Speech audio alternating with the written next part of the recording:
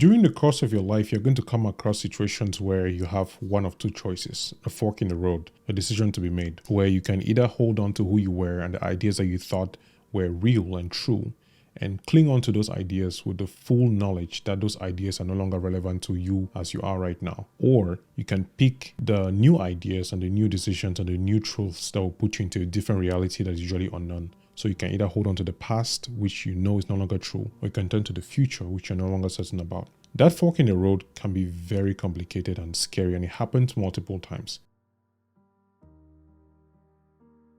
Sometimes maybe it's the first time that you find out that Santa Claus is not what you thought, or when you lose somebody that you care about at a very young age, or even later on in life. Maybe it's the first time with somebody that you really knew personally died, and then you have to be faced with the reality of the fact that death happens to everyone, and that includes you. Or it could be your first job, or your first relationship, or your first breakup. A lot of firsts come with that moment of you are no longer who you were, but you don't know who you're going to be. And I think what happens is, during those moments, if those moments are stretched out for too long, where you don't take the path forward or go back to the past and get stuck in it. If those moments stretch out for too long, then you find yourself in what people call a midlife crisis. Now, that is just my definition. I'm sure there's a scientific and psychological explanation for it, and probably you should Google it and don't trust some guy on the internet with a beanie. Whenever we've had to make those decisions, whenever we've had to decide that what I thought I knew is no longer true, and now I have to face a different reality, it's very difficult. And I want to share that with you today because I am literally going through one of those moments right now. And this video is for me, and hopefully it's going to help you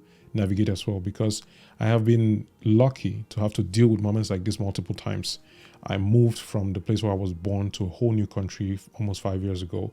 I got married and the marriage didn't last. I lost my younger sister to cancer. So I've had moments, a few of them very exciting, many of them not that exciting, and most of them very painful, where who I thought I was, what I thought reality was transformed completely in a split second, in me finding out that I am no longer as smart or as tough or as intelligent or as loving as I thought. I think I am dealing with one right now that is probably the biggest I've ever had to deal with. Midlife crisis would happen more than once. It's not just something that happens when you're an adolescent, or in your mid-20s, or in your 30s, or in your 40s, or in your 50s. You can wake up at any given point and realize that the past, the life that you lived, is no longer the life that you want to live. And you no longer know how you're going to proceed to the next section of your life. You could wake up one morning and the job that you loved and you were very excited about, you are no longer interested in it. There are moments where you look at the life you've been living and you realize it's not the life that you want for yourself. But then you look forward for the life that you want to live, and you don't know how to proceed with it. And so if you stay in that space for too long, it becomes very difficult to make any decision that you really want to make because you're scared. In these moments, what can you do? What can you really do when you find yourself at the fork on the road? The first thing that I would recommend, which is what I'm trying to apply myself, and which I'm going to talk about at the end of this video, including the life update that I have for myself on this channel, is you need to get a beginner's mindset. A beginner's mindset means that you acknowledge that you don't know anything. You don't know much. It requires that you have the humility to accept that whatever you thought that you knew and whatever you thought that you were an expert on doesn't apply in this case anymore. It requires you to learn from other people, to find teachers, and to ask questions, and to just open up to the possibility that you don't know as much as you think that you do. The reason why you need a beginner's mindset is because, one, you're beginning a new journey. You're beginning a new path. And if you keep thinking that you're an expert and try to apply the old rules to the new reality, they are no longer going to work, and you can find yourself in a worse situation than where you were before. That's why the second thing you need to think about as well is how you pick your mentors. You need to choose your mentors carefully. A lot of the mistakes that I've made in my life have been because I've listened to people on the internet or offline, even including people in my family, who were not living the lives that I wanted to live. I used to think that mentorship was just someone who is ahead of you, but now I understand that to find a mentor and to actually pick somebody as a mentor, first of all, age doesn't matter. Someone who is younger can actually be a mentor, but you need to understand if the life that they are living is in line with the life that you want to live. And by life, I mean holistically. For example, somebody who gives you business advice who is single and in college may not apply to you if you're a 30-something-year-old who is married with a family, with a mortgage, and with kids. So there's a very high likelihood that the people that you're listening to on this new journey may not carry the full image of what you're trying to do. So by picking and choosing those mentors carefully, you're improving your odds of actually finding a way into this new reality by looking at people who are where you want to be. And that's something that you have to identify for yourself. The old reality no longer applies. What is the new reality looking like? Because what that new reality is going to point you in the direction of people who may be living the reality that you want to live. And then you can start listening to them and picking just a few to model after. The third thing that I think you might want to consider during this period is that you have to realize that this is your path alone. You could be in class or at work or in a certain age group or with your schoolmates, and everybody could be very okay with what their life is right now, and you might be the only one who is feeling uncomfortable, the only one who is feeling like something has to change. You might be with your family members and everyone is seeing as you are, successful, you're living the life that they may want to live, but then you know in your heart that this is not where you want to be. So when you try to convince people that something is wrong and they need to help you or that you need to change something, you will come across a lot of resistance because people will not see what you're trying to do. This is your life. You are the one living in your body, you're experiencing this reality. And so if you try to express that to other people, try to convince other people that they need to do something or adjust to your life, they may not do it the way you think they would. And you might be disappointed if the people who you believe should support you don't support you. You don't need to be disappointed by that because it's just what is supposed to happen. You feel the pain yourself in your heart, in your spirit, in your soul. And if you choose to act in a certain way and the people around you are not able to bend to the new way, don't blame them and don't try to fight or try to convince anybody. But by living the life that you're choosing now and choosing the direction you want to go into, they would eventually find out that this is who you are right now. The fourth thing that I would recommend doing when you're going through this period is to have an action bias. Because you're in the middle of two realities. One is the old one that you no longer believe in. One is a new one that you're not very sure of. The more actions you take, the more data points you would have to find out if this is the path that you should be following. If you stay stuck and do nothing, nothing happens. But time moves on. You're getting older, you're getting broker. Life is still going on. You probably still have a job and people still expect of you to carry on like a regular civil servant, a member of society. So the more you can actually choose to say, hey, you know what? I no longer like my job, but I want to start preparing for a certification so I can get somewhere else. I no longer like my relationship. Hopefully you don't just quit. You actually find a way to work on making the relationship better. Or I no longer like the way I'm making money right now. I want to choose a different path. So there are different ways that you can do that. But the one way that can assure you that you actually find the way that works for you is if you pick at the back of your mind that you should have an action bias. So whenever you think of an idea, you do something about it. The last thing that I will actually try to think about in a particular period is Memento Mori, which is a stoic saying, which is remember that you will die. Because one of the things that we seem to forget when we're going through these periods and we are stuck trying to decide which path we should take, we want to assume that we have a lot of time and that we will live forever, and so we can take as long as we want to take decisions. So very much closely tied to the previous one of taking action and an action bias. When you keep at the back of your mind that you're going to die, you would want to do something about the situation. You would want to have some level of urgency and agency in terms of making those differences in your life. So keep that in mind. And while doing all that, one of the reasons why you need to have faith is because these periods will come when you least expect them, and all the things that you thought that were going to work will not work. And now that you've watched this particular point of the video, you're listening to this on the podcast, then I think it's time for us to share why I actually really made this video and how these 5 things I just recommended for you to do apply to my situation. So, quick story. I was born in a Catholic home, went to boarding school, 7 years, and I never really felt that I was a Christian. I thought I was, but until I moved to the US, it wasn't something that I really considered, I really felt. I was one of those people who would say, I've never received an email from God. I've never seen, any signs that he actually exists. And I was just waiting for something, for a sign or for whatever I could really justify his existence. Or because I wouldn't say that I was waiting to prove that he wasn't there, but I also couldn't say that I had evidence that he was. But a couple of things have changed, things that I don't think I'm actually ready to talk about here, things that I'm going to unravel over time. One of the big ones, and the one that I want to talk about which comes to faith, is that during these moments of crisis, like one that I went through a couple of weeks ago, and the one that I've been going through being in the US and figuring out a lot of things about whether I want to be in the US or life or just stuff in general, I have come to the conclusion that actually I need to lead a path of a Christian. And I say I've come to the conclusion is just a short form for I have seen evidence that God exists in my life, and I am very excited to pursue further that particular direction that I have known part of my soul has been longing for. It's a very interesting journey and story that I can share in different ways, but the fastest way that I've thought about sharing is to actually tell you how it is going to happen with this channel. And I'm literally thinking out loud as I'm talking about this because I'll probably not be able to edit this out, and I think I'm getting excited about it. But the big thing is this. Throughout my life, I've always felt that I could do more, that I was supposed to do more, that I was meant for more. Everybody has told me that I have a gift, I can write, I can speak, I can talk, and all these things. And I'm intelligent, and I'm older brother, like just a lot of things where people tell you like really, legit compliments.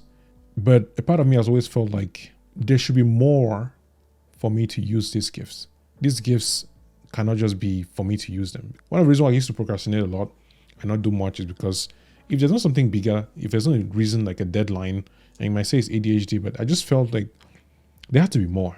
And I'm even finding the words to explain what is going through right now, what is happening, but I don't. Let me just put it this way. I started writing on the internet in 2011. I write about relationships, heartbreaks, poetry, and things.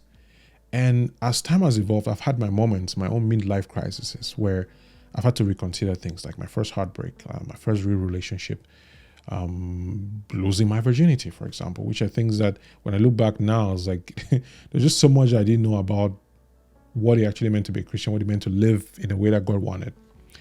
And, getting married, getting a divorce, getting a relationship after that, my sister dying. A lot of things have changed that when I look back now, I realize that there was an emptiness. There was a lack of faith, a lack of practice, and a lack of overall direction in what I was doing. My life was very selfish. It was very self-driven, very, I am good at this. I will do this. I will improve myself. I can take care of myself. I can handle this. I am smart. I will read. It was I, the whole place. And when I look back now, which is the whole fork in the road of, I realized that this power was no longer working. This old version of me was no longer working. This is not who I wanted to be anymore. And I saw this new path and I didn't know what to do. And this was like months. I was like, okay, I know I want to be a Christian. I know I want to lead this life. I know I want to take this direction, but where do I begin? How do I find evidence? What do I do? Which part of the Bible do I start on? Who do I talk to?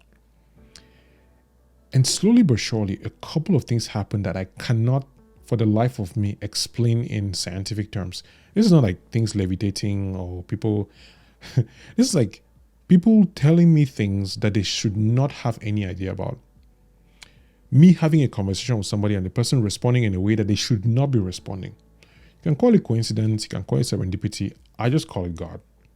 And I think God has been using people in my life, people that I've known for decades and people that I've just known recently, to affect me and to basically, like my friend Trevor was saying, to basically nourish this seed so they should grow into whatever it is that is growing right now. And so the best way that I can see to conclude this or to go through this is talk about, let's go through what I just told you about what you can do in your midlife crisis, right? Like the same, I wrote this for myself. What I'm going to do is this, like for example, beginner's mindset. I don't know the Bible as much as I think I should. I don't know the word. And I've been immersing myself in it now because I really want to understand it. I want to read it in a way that I want to basically have that word in me because I feel this calling to really understand what the Bible is about, what God is trying to tell me, what God wants to use me for. Something that I just cannot explain. I probably will find the words at some point. But that's one, beginner's mindset. I am choosing to realize that I may have gone to boarding school for 7 years. I may have been Catholic. I even work in a Christian organization. But there's so many things that I now realize I was pride or, I don't know, arrogance or hubris, but I didn't know a lot. The second thing is choosing my mentors carefully because it's one thing to say you're a Christian, but it's another thing to really understand what it means to be a Christian. One of the things that I've come to understand is being a Christian means living like Christ. And that is a little bit more complicated than what it is now in 2023 in the world. Because it requires humility, it requires strength. And one of the things I'm understanding about being a Christian is that it requires a lot of suffering. I think one of the things that I used to think about, or people think about when it becomes being a Christian is like, you will never get sick, you'll be rich, you'll be wealthy, it's all about good things and good life. But the scary part about, I actually missed part of the video earlier. I just realized it now. The scary part about being a Christian is that you're going to suffer because Christ died literally.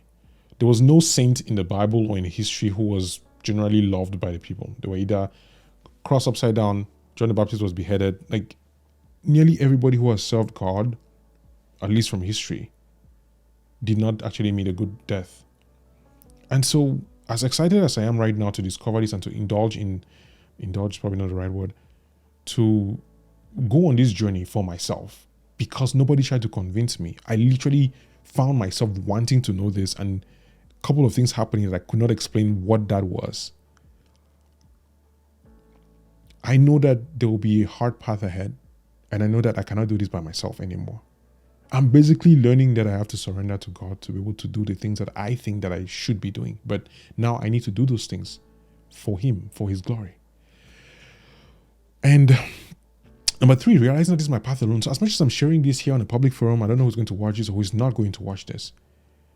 There are many things that I don't know, many questions that I have, many doubts, things that I need to find out. And I know for sure that there are people who will probably say things that will be hurtful, or things that will be surprising, or things that will be encouraging. And what I'm reminding myself using this path alone is I need to remind myself that this is my unique, my personal path. That it's between me and God. That people can intercede, can pray for me, can talk to me, can advise me, can disparage me, can correct me. But I have to do my own part. And that can be scary. Action bias, that's the fourth step, which is I want to be able to learn more. I also want to be able to use my gifts, which means that a lot of what I have to do requires me to stop staying in my head and actually get out of my way and make content and write and study the word and take care of my health and build my finances and be an overall good person. Action bias means that when I learn about empathy, about communication, about relationships, about godliness, I cannot just have ideas. I have to use those ideas and actually use the platform and use the gifts to do something. And the final thing is remembering that I will die. And if, as a Christian, I know that my Father's house is in heaven, that means I have to live a life on earth that when I die, and not even if, when I die, I don't mind. I know that I did my best. I know that I lived a life that Christ was proud of. I know that I gave everything that I could. So I feel called to basically restructure my channel. I don't know if it's going to happen tomorrow, next week, or whenever you're watching this. You might see the old banner still there and everything. But there are three areas that I'll be talking about, which are very similar to what I've been talking about. It's just that now, instead of self-improvement, relationships, it's more of faith, where I'll be documenting this journey in my own way and having conversation with people on whatever that will look like. Faith, I'm trying to find biblical concepts that I can apply to my life, or things that I'm learning and exploring, or verses that are making me think about how to apply those things. Because one of the things that I struggle with as a Christian, I would say, even before this, was that I couldn't find, my brain could not allow me to connect what was in the Bible with how I could live my life. So there was this disconnect between, okay, I'm reading this, it makes sense. Like, yeah, Proverbs makes sense. Solomon was wise. But how do I use that in 2023? I couldn't. But in the span of less than a week, I found myself reading the Bible, understanding verses, and seeing how those related to me specifically and how they could even apply to other people. So that's the first part of the whole conversation, which is faith. Number two is finance, which one of the things that people usually think about Christians is like, oh, as a Christian, you cannot, they say what, the love of money is the root of all evil. People say love of money is root of evil. They say love of money is the root of all evil. Basically, you know what I'm trying to talk about. Essentially, I think that, and after seeing people like Dave Ramsey and other people who are teaching people how to do well with their money. I mean, King Solomon was rich. David was rich. I don't think that as a Christian, you have to be broke. If anything, as a Christian, you should be able to harness we're basically told to multiply and, subdue the earth. So why can I not use sound biblical principles with a sound mind and a Christian outlook on life to build a business that helps people, that pays taxes, that provides and gives? And the fact that you can make money means that you can be more generous, means that you can help more people and actually bless them because you used your gift. So that's why finance for me, I'm going to be talking about a lot more now, because I never realized that was something that I could actually talk about. I've been able to build my credit in the US, rent a house by myself, save money, get a better job. Like, there are things that I've gained that now I think I can find the lens of Christianity and apply how we can actually be good, responsible adults, And finally, family. Now, this is the one that is probably dearest to my heart. I know faith should be dearest. Probably will. Faith is like the foundation. Family is very dear to me because of a couple of things. And this video is going longer than what I was expecting, to be honest. It's like 2 videos in one. But I've always talked about relationships. I've always talked about dating. I've always had this weird, I'll say, obsession with wanting to be with somebody. I got married. And when my marriage ended, I felt like I'd failed as a husband, I'd failed as a man. And I went through this period where I was like, oh, maybe I'll never be with anybody. But in the span of like 2 weeks, I'm realizing not only am I called to marriage, but I now understand so much better about what it takes to actually be someone's husband. I now understand so much what it's like to actually be patient. There are so many mistakes I made that I see now with this, I don't know, fresh eyes. I'm like, Kamga, if only you knew. And I think there are biblical concepts and there's a way of living that we can use to live well and happily in relationships. And I personally believe that they're happy marriages. I know the world in which we are right now, it's this thing of, men going their own way, feminism and modern women. And a lot of that is true. There are people and forces and systems that are making it difficult for men and women to find love and joy in companionship. But the more I look at the life that I've lived and the things that I'm seeing now and the way that it's possible to actually date and build a marriage, I'm so much more confident that not only is it possible to be happy, but I think it's a Christian imperative to find that happiness with someone who also wants the same thing. But there is a way to do it. So yeah, faith, finance, and family. I like it because it's 3 F's. But my name is Kamga Tchassa. If you don't know who I am, we'll be talking a lot more here. And if you really like this and you watch to this point, then just go ahead and subscribe to the channel. All right. I'll talk to you in the next video. Until then, do what you can. Use what you have. Start where you are. And don't forget to lean on God, because without Him, we're nothing. Yeah. I'll see you next one.